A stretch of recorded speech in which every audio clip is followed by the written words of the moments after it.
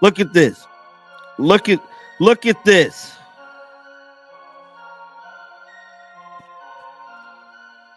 See that? Physically grabbing her, applying pressure, pushing her. Look at Brittany Griner. The Golden Goose, the ratings magnet, and the lady who single-handedly resurrected women's basketball from obscurity, Caitlin Clark, has been shown in new film exactly how she was hurt. And believe me when I say that what we're witnessing is absolutely repulsive, not simply disappointing. Bullying is a concern in the WNBA. Additionally, their biggest star recently became the most recent victim of a league that doesn't seem to know how to safeguard its own meal ticket. How big of a blow is this to the W? We'll find out. We don't know yet, but I'm going to be really, really interested in seeing, Molly, what kind of effect this has on the WNBA's ratings. Because if for some reason there is a precipitous drop-off, then everybody needs to stand down and recognize the fact that the speculation or the assertions and assumptions about her being the golden goose is validated. This is the tea that no one at the league office wants you to drink. Caitlin Clark had more than just a quad ache when she woke up.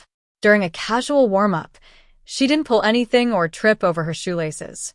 No, players who appear to be more interested in playing WWE than basketball deliberately targeted her, fouled her, grabbed her, shoved her, and beat her down. As if they were being bribed to turn a blind eye, the referees saw it all take place. Here with you guys today. If there wasn't any worry going on in the WNBA executive offices, if there was no worry, oh, people aren't going to turn off, oh, people are still going to show up, if that was the thought that they were having up there in WNBA La La Land, well, now might be the time to hit the panic button. 48 hours after news hits that Caitlin Clark is injured and she'll be missing 2 weeks, the market has responded and the market has told the WNBA, we don't want this.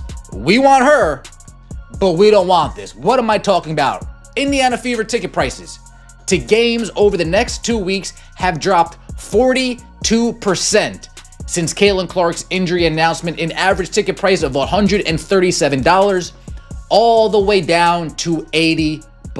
The Indiana Fever revealed on May 26, 2025, that their star guard will be out for at least 2 weeks due to a strained left quadricep. At the very best, that's 4 games in at least 2 weeks. However, anyone with half a brain is aware that muscular injuries don't happen in a timely manner. This could go on for 3 weeks, a month, or more. Caitlin Clark has been moving in slow motion. As good as she's been moving in slow motion. And it is, it makes sense. It genuinely makes sense. All of this stuff. And you've got Scott Agnes, a reporter, saying that the injury has been bothering her since training camp. So she's been playing. So essentially, she was massaging the area and wearing a pad during the Iowa preseason game. They're saying lower leg injury for some reason. Minor quad strains need 2 to 4 weeks of rest, and they can nag you. The new footage presents an entirely different picture, despite the Fever's attempts to minimize this as simply another injury. Clark is seen during the Atlanta Dream game in the smoking gun footage. You recall that game where the crowd yelled, "You're in Atlanta?" As if Assault had a home field advantage of some sort. In this video, player after player makes contact with Clark in manner that would cause a linebacker to blush. Physical contact that has nothing to do with basketball and everything to do with intimidation, such as pushing, grasping, and exerting pressure. This was not a game of basketball. The biggest star in the league was being deliberately targeted, and it was permitted to occur during the day. People are noting that a grade 1 quad strain is 1 to 2 weeks, a grade 2 quad strain is 3 to 6 weeks, and grade 3s would need surgery. This is not like the end of the world of injuries at all. I think what is so dark about this is that Caitlin Clark will definitely be missing a lot of basketball in a short WNBA season. Obviously, the best thing to do is to rest her so that when she does come back, she is fully healed and the injury can't get worse, though it is hard to measure when these types of injuries are far better. I will say having a quadricep injury is much better than having like a calf injury or a hamstring injury. And I have to say that I did notice in the Liberty game, Caitlin Clark's shots were all very short. So it was showing that she wasn't like getting off and she was having a difficult time making those threes, and a lot of explosiveness from those 3-point shots does come from your legs. Her shot was just so obviously off, and for it to be short, it kind of makes a little sense. This is where things start to become very interesting, though. Clark has been using heating pads on her quad during games for weeks, possibly since preseason 10, according to a number of sources, including spectators. Take a moment to consider that. The player, who had played 185 straight games between Iowa and the WNBA and hadn't missed a game since 2017, was literally playing with an ailment that needed heating pads to function.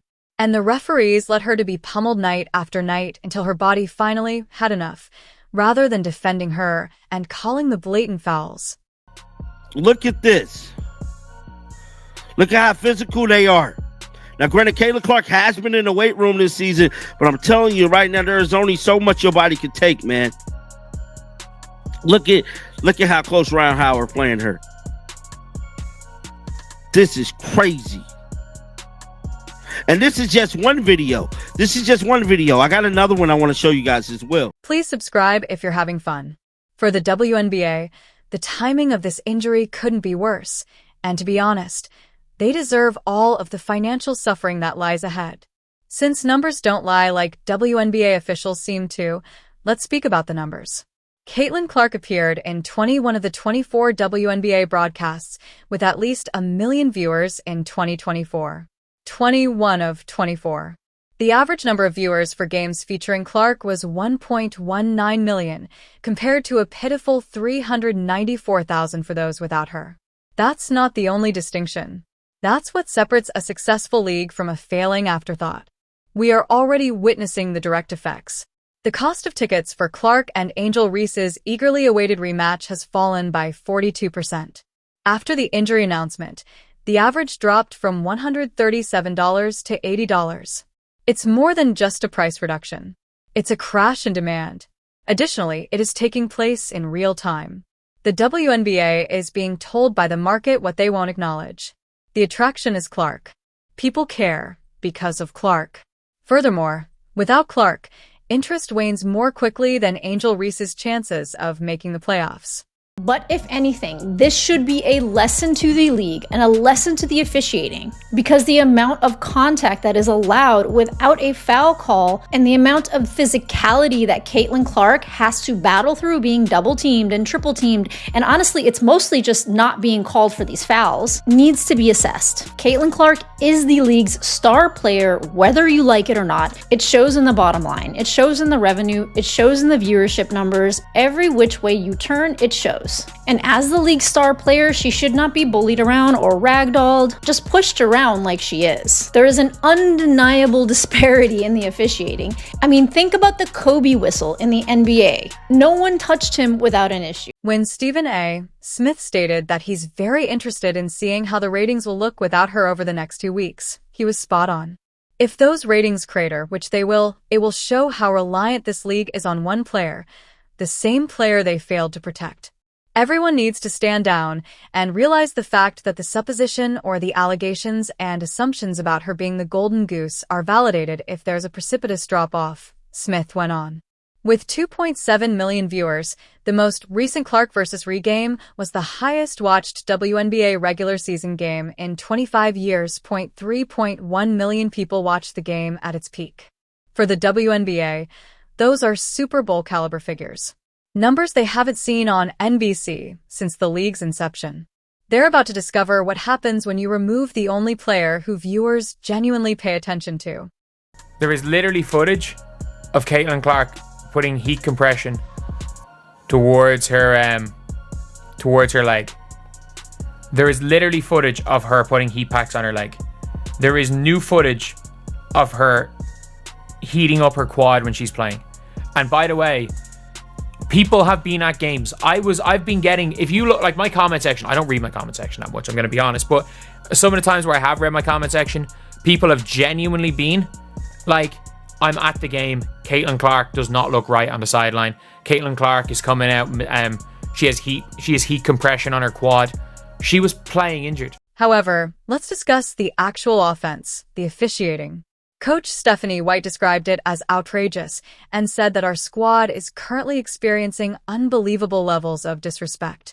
We're not only shooting threes, we're attacking the rim, she said, pointing out a -31 free throw disparity in recent games. Translation: every time Clark drives to the basket, she is pummeled, and the referees are blowing their whistles. This issue was perfectly captured in the final play versus the New York Liberty. On the last possession of the game, Natasha Cloud made obvious contact with Clark. Contact that any other elite player in any other league would have been required to make. And while the game was in progress, the referees watched Clark get mugged.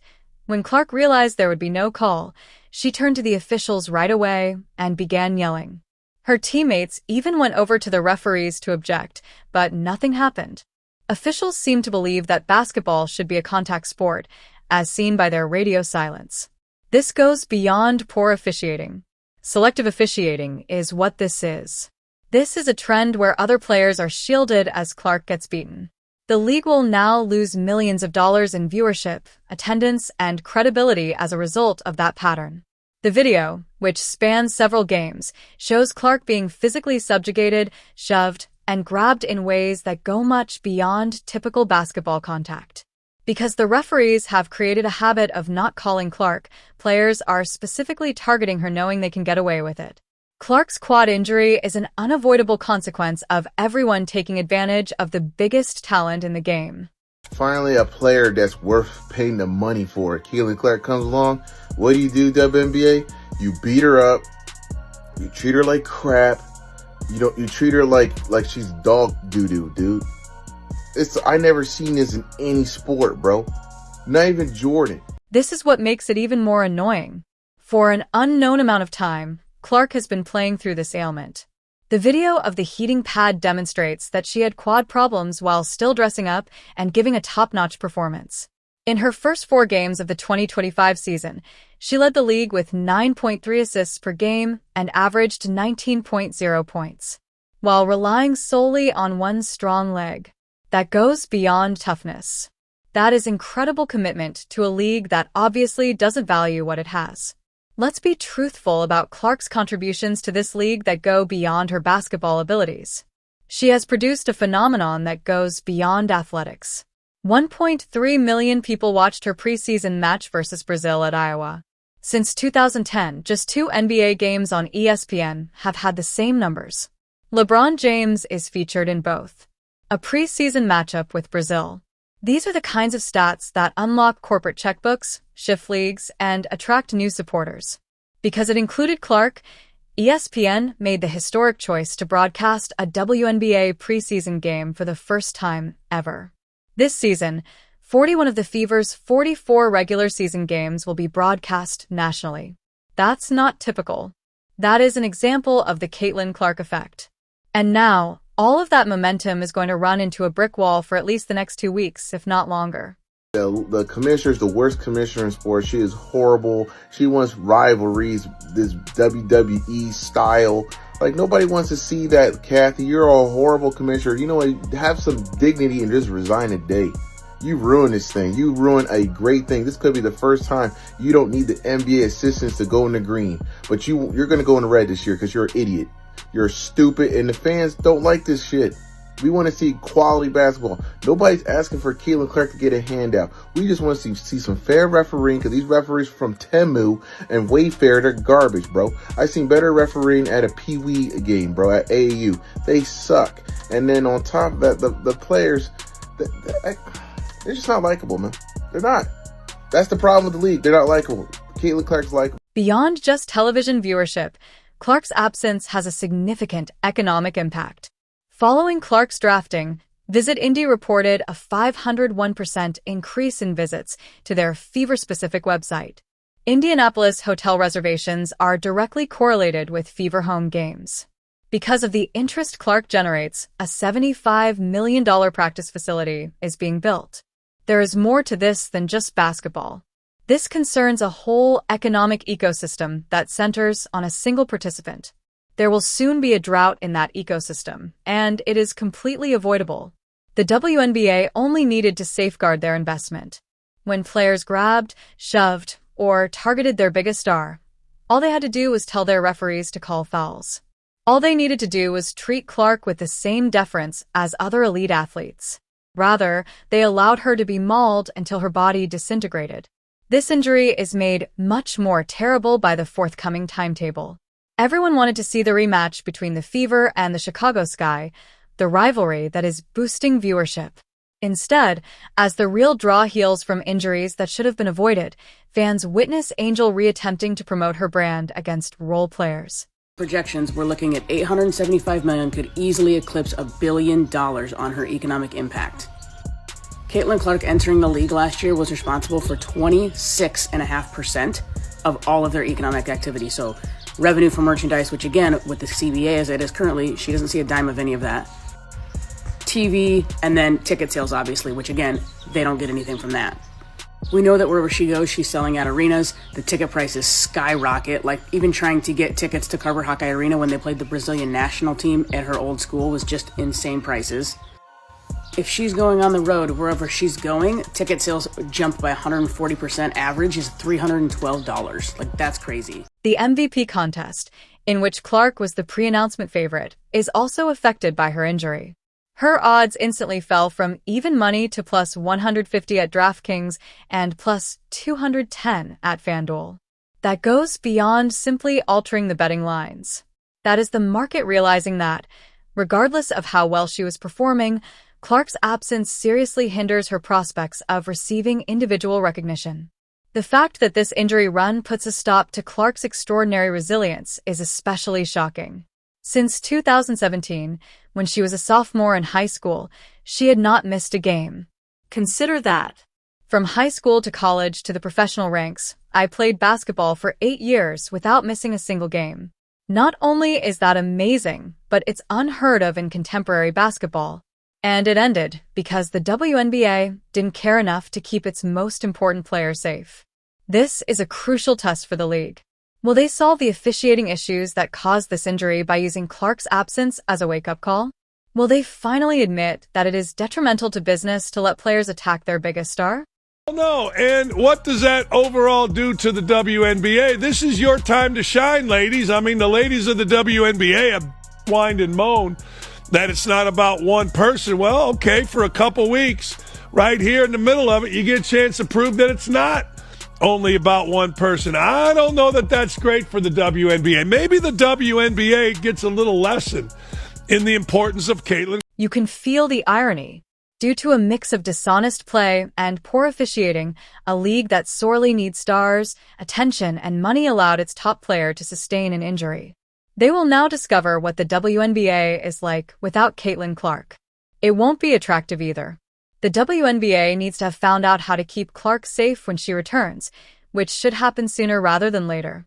They will discover how quickly a basketball league may lose its relevance if this occurs again, and they continue to let their golden goose be attacked and hurt.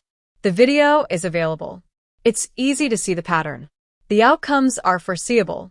The question now is whether the WNBA will grow from this totally preventable catastrophe, or if they will keep allowing their brightest star to be harassed until nothing is left. For a league that neglected to safeguard its most valuable asset, the next 2 weeks will undoubtedly be a painful reality check.